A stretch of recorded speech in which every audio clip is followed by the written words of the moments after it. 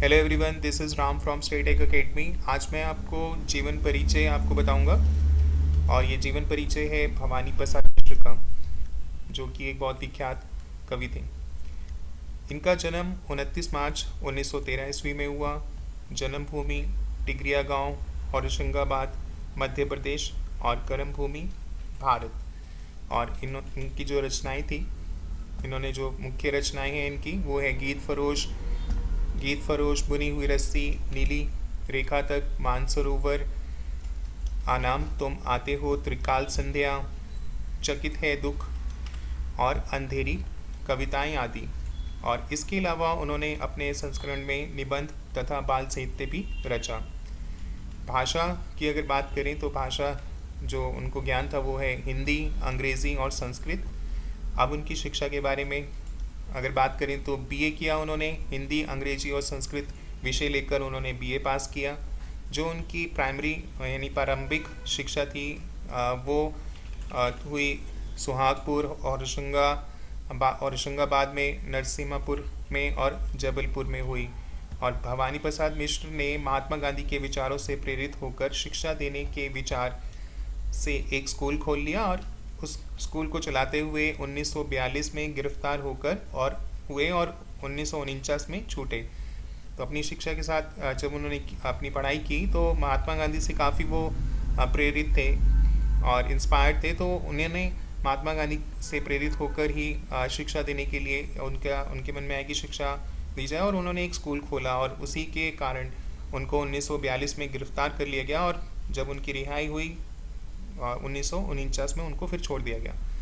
और इनकी जो भाषा शैली के बारे में अब बात करेंगे।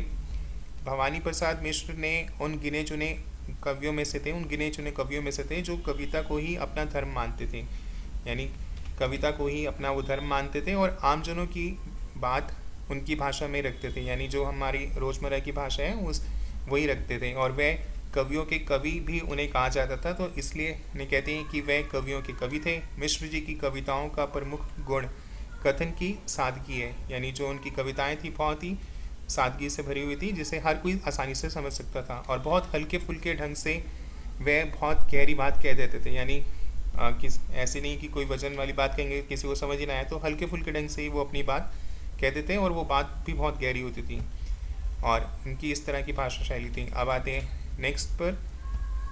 अब उनके सम्मान और पुरस्कार की बात करते हैं। सन 1972 में साहित्यिक अकादमी जो उनको पुरस्कार दिया गया, और ये पुरस्कार अपनी कृति बुनी हुई रस्सी के लिए, और पद्मश्री दिया गया उनको 1983 में।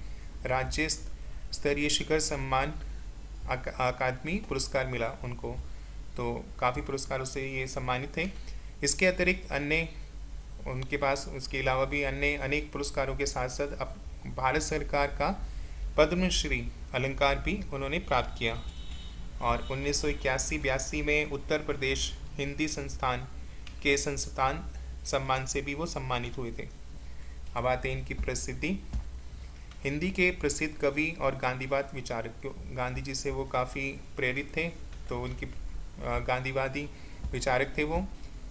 नागरिकता भारतीय, उनका जन्म भारत में हुआ और उनके पास नागरिकता भारतीय। अब वो गाना भी गाते थे, यानी गायक भी थे, और गांधी जी के गीतों के गायक थे वो। और जब कोई उन्हें गीतों के लिए बोलता था तो फिर वो रुक नहीं पाते थे। गांधी जी जो लिखते थे वो अपने जो गांधी जी से तो प्रेरित थे ही, तो उन्हीं के गीतों का गायन करते थे। और अब आते मृत्यु पे। अब उनकी मृत्यु हुई 20 फरवरी 1985 ईस्वी में। 20 फरवरी 1985 में वो हिंदी काव्य जगत को यह अनमोल सितारा जो था अपनी कविताओं की थाती यहाँ छोड़कर हमेशा के लिए हमसे बिछड़ गया।